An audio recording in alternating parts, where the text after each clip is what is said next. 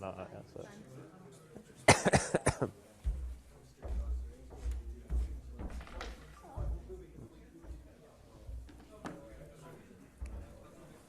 Okay. Stevie, did you break your own sprint record? That we run down the touchline when Scotland suddenly scored? I got that far and I thought, what are you doing? Get back in the technical area. Too old for that. Listen, it was obviously a good time to score a goal, so nice to celebrate a little bit with the fans. How special? Was a tough night for us. Yeah, I was just going to say, how special a feeling was that to do that in that way tonight in front of a really noisy Hampton? I think the way the game ended is good for everybody. It's good for the supporters to enjoy the last little bit when the 6 minutes are not for extra time. There's a roar went up in the stadium that I don't know if it gave us a little bit extra impetus, but we managed to score a winning goal in that time. And then at the end of the game, you're looking at I think our players wanted to thank the fans for being back, for being in the stadium, for creating that atmosphere, and it's reciprocal. The supporters then can congratulate this group of players that I keep telling you show every time they go to the pitch how well they want to do for their country. How was the game? How was the performance? How did that pan out compared with what you how you expected it to go? Not a typical, certainly in my time, I know there was a 3-2 here against them when Alex was in charge, which got us into the Nations League, playoff finals. My games in charge against Israel have always been quite tight affairs, not an open game, but the fact that we conceded an early goal, soft early goal, you can't give a free kick away in and around the box because Zahavi can do what he does, he's top quality. So it was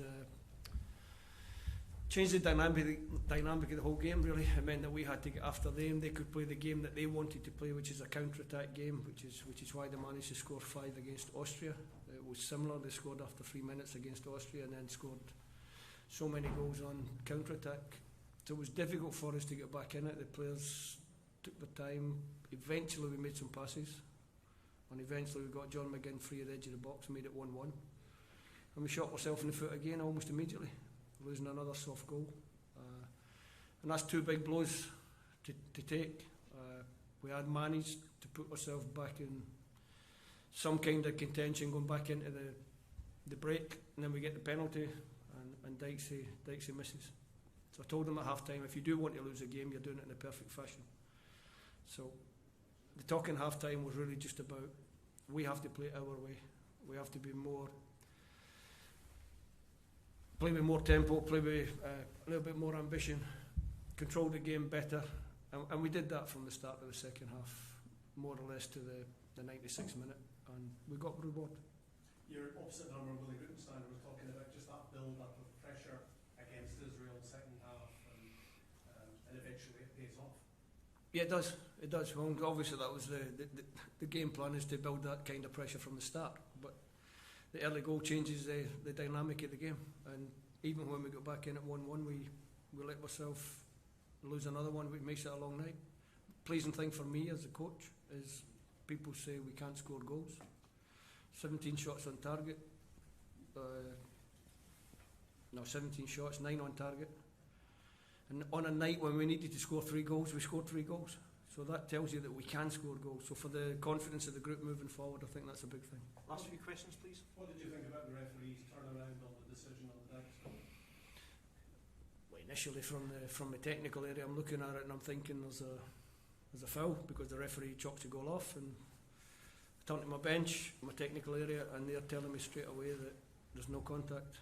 So I'm praying that the referee goes to look at it in the monitor, because I had a feeling when he went to the monitor that we would get the goal. First of all, congratulations for your win. Thank you. And Israel took the lead twice in this game. What do you think at that moment when you saw that something goes wrong with your team, and what happened later? Like I said previously, I think the early goal, the quality of Zahavi to score with a free kick of that quality from the edge of the box changes the dynamic of the game. Normally it's a game where both teams are quite cagey. Israel have obviously fantastic attacking players, and they're very dangerous on counter-attack. So when they're 1-0 early in the game, it gives them a chance to play the way they want to play. And first half, we didn't play the way that we wanted to play. Second half, we started the second half better. We got on the front foot, and our energy levels in the second half, I think, were a little bit higher than Israel's, and eventually that got us the 3 points. Thank you. Last question. Steve, how instrumental was Billy in that increase in tempo and the better control in the second half? I think all the players from back to front. We got on the ball more in midfield. But when you do that, and you've got Billy, John McGinn, and Callum can all play with the ball, and we started to do that. But we also played a little bit higher up the pitch. The team was in a better shape. We controlled better their threats, which gives you a chance to build momentum in the game. So, yeah, Billy did well, but they all did well in the second half, and they all didn't do quite so well in the first half. But listen, and I've said it out there, and I've said it to the players as well.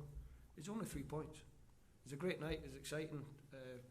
We're all happy that we're still in control of the playoff position ourselves, but we now have to go to the Faroes and make sure that we cement this result with another win. So that's our focus. Okay, thank you all. Enjoy your night. Thanks very much.